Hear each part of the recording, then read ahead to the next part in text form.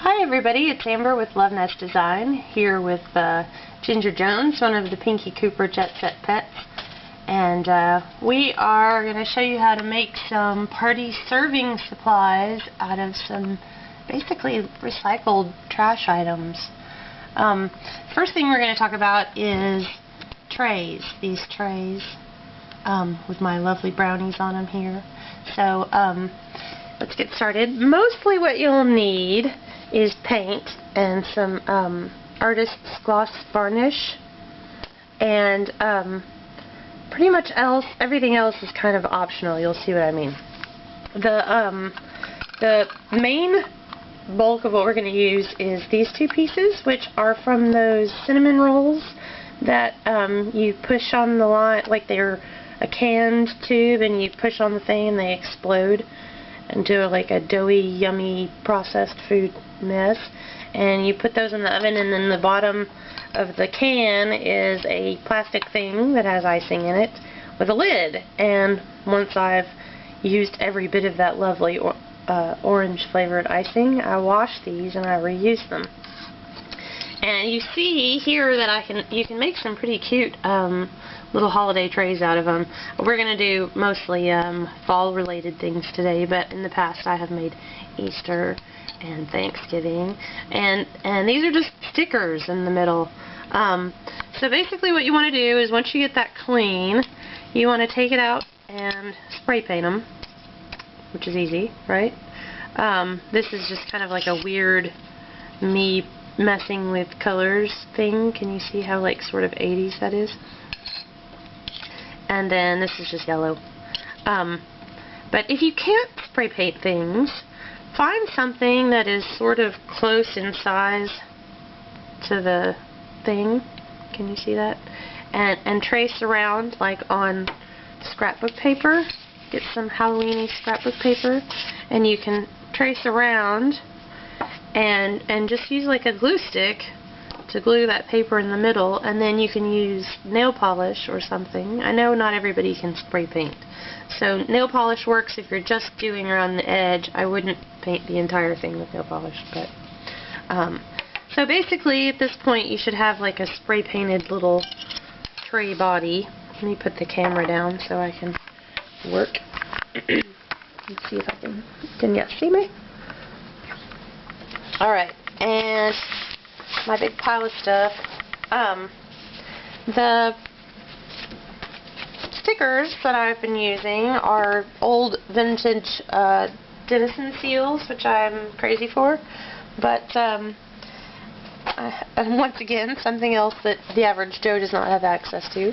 But what the average Joe does have access to are these, I'm stumbling over my words today, I'm so sorry. These cheap sticker books. They're usually like $1, and I can get them at the dollar store or the craft store, and they're like 6 pages for $1, and they have all kinds of seasonal designs usually. And so today my son's name is Fox. I have a special Fox affinity, and so I'm going to use this little fox sticker in the middle of this one. And blammo. I mean, that's pretty easy, right? But it just kind of looks like a sticker in the middle of the thing. It doesn't exactly look like a tray to me yet. So in some of these finished ones, you'll see this one I've got alternating dots of different colors that are tightly together. These are, once again, alternating dots, but this is 3 different colors as opposed to 2. And this one I put the dots on the inside and left the rim blank. This one's just white dots. It's really quite easy. I'm just doing dots because you can't get any more simple than that, and it does make them look a whole lot more done. So I've got my acrylic paint, and rather than use a paintbrush on this, which, come on, how hard would that be, trying to make uniform little dots, I have taken a Q-tip, your average, old school, everyday, maybe not sanitary anymore Q-tip. I'm not saying one you used on your ears, I'm just saying, you know, it fell on the floor when you were getting one out of the package or whatever. You don't want to use it on your face, but don't want to throw it in the trash. I have a little stash of those that I use for crafting. Anyway, I've broken the tip off of it, and I'm just using the cap, really. And if you're like afraid you're going to use too much or whatever, you can practice on a card or dab or whatever. But basically what I do is I figure out where my upright is, and then like a clock, I go in and I mark my 12. Oh, of course I had to choose a color you cannot see at all. Okay, 12, and then here's my 3 and my 9, and then you can real quick 1, 2, 4, 5, and that I messed up, but I just wiped it off with my finger, and I'm going to go back and redo it. Bink. No big deal. I'll go back with a second color so you can see what I'm doing, because I know you cannot see this lime green on this yellow. I'm thinking about what's pretty and not paying attention to what actually will show you guys what I'm talking about. Way to go, Amber. Not going to win awards for this one, am I? Anyway, okay, so we'll try again with yellow. And you'll see I'm just using the same Q-tip. I just wiped it off. Yep, working on the orange. So I'm just going to fill in the space in between my green dots on here, and that will be plenty pretty. And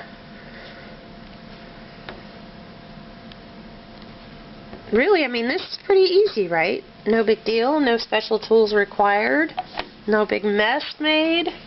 And you can see why my cat says meow. He agrees. Alright, dude, totally. So, I've got one that should be pretty much dry, and I'll show you how to gloss it so that it totally transforms into being like a tray. I totally just cheat, and I take my gloss. You can use Mod Podge that you've watered down a little bit, the Liquitex product. Cat, what is your deal? He's watching a bug out past my patio doors here, and he's just wigging. Anyway, I just put a few drops straight onto the surface, and I'm just going to use gravity and switching my hand back and forth, trying to generally quickly fill the space. I'm going to add a little more because it's not doing it as fast as I would like to show you. And then you're just going to let it level itself out, and then I have a couple of places where it's just not going. It's kind of sticking to those tracks. So I have a clean toothpick here, and I'm just going to use the tip to spread it into those areas, and then I'm going to go back to swirling and letting it self-level.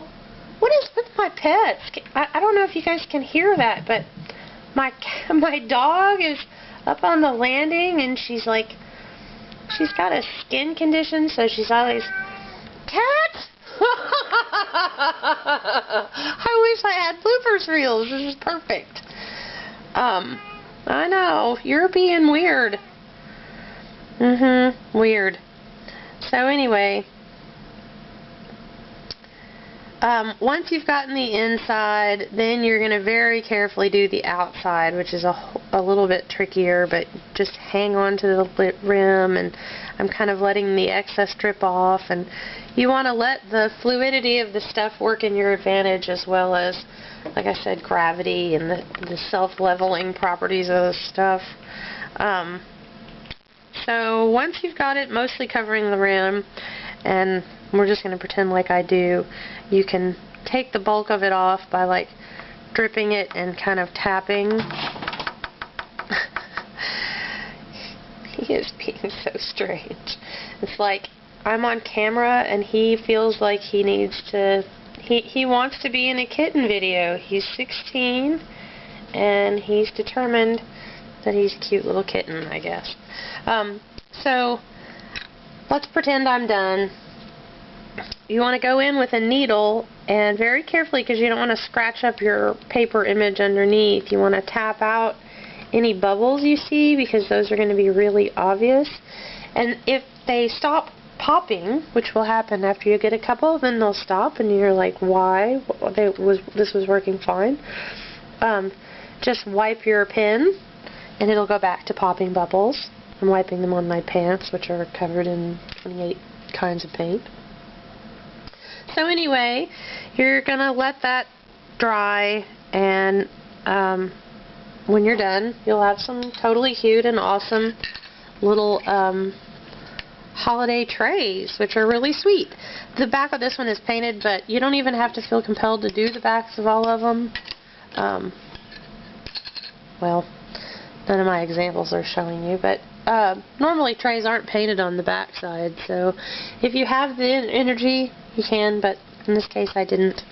And so then with the rest of this little recycle thing, whoop, I'm going to make a drink bin out of this cup, and that I do so super duper fast, it's barely worth mentioning. I've cut a piece of holiday scrapbook paper that's got little cute bats on it, about the width of the cup, just following the pattern. And I'm going to wrap it loosely around here to figure out where I need to trim it.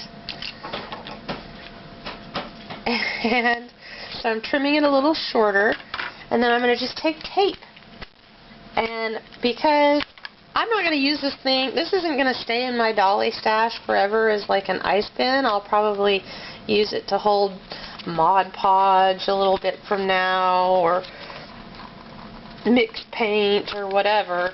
I figure this is just a temporary use of a kind of a cool recycle. So I'm just going to tape it on, no big deal. So that's pretty cute, right? It looks like one of those little buckets you get at Target for holiday parties. And you can take your Barbie or whatever drinks that you have and go ahead and put some in there. Whoop. Get some apple juice. Boy, that just... Yes, you can stand up 3, but 4 is too much. I've got a Coke and some water. You don't want it all to be dunky, nasty stuff. And then I've got some stuff I'm going to use as ice. Now, I discovered this stuff when I had a puppy. When he got a hold of a toy that wasn't a puppy toy, but was an actual human toy. It was one of those little Beanie Baby knockoffs. So what I would suggest you do is go to a thrift store and get yourself a Beanie Baby who's seen some better days, or just any one of those like little beanie friends. It doesn't have to be a legit Beanie Baby. I'm not asking you to destroy collectibles or anything. But with one of those little stuffed animals, you can get enough beads to do a couple of bins of ice, actually, and they make perfect ice cubes. They really do. I use them in cups with like resin. Let me see if it'll show them to you. My camera kind of is sucky lately, and I'm sorry about that. So yeah, that's pretty cute, right? I mean, come on. And then you can just pop it in your scene. So you've got a tray of brownies and a bin of drinks, which is pretty yummy. And I also used caps to some of those gumball machine things as bowls for my candy. And then this is a cap from a glue stick. Here, holding this. So check with me again. Next time I will hopefully be posting how to make some of this food. Like my drinks were prefab, but my ice, you know, helped to make my ice. These are polymer clay, which I won't really tell you how to do because there are plenty of people telling you how to do that. But I'll talk you through some candy and maybe some brownies through a different means. Anyway, say bye, Ginger. Bye, Ginger. And thanks for tuning in with us. I hope that you make some stuff, and I'd love to see what you turn out.